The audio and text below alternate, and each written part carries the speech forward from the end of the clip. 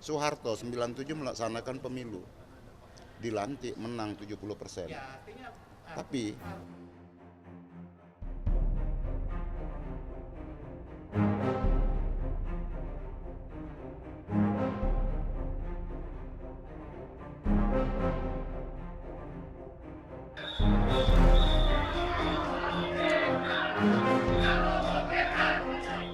selanjutnya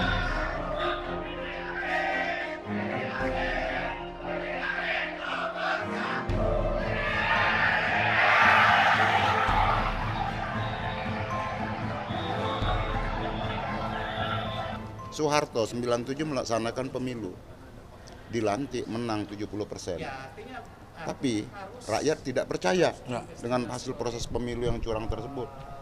98 rakyat bergerak, mahasiswa bergerak, dan kita dudukin gedung DPR di sini, Soeharto berhenti. Jadi kita pernah punya presiden sejarah seperti itu.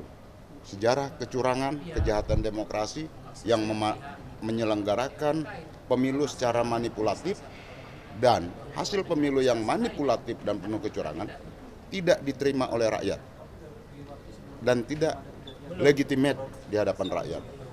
Maka jangan diulangin lagi.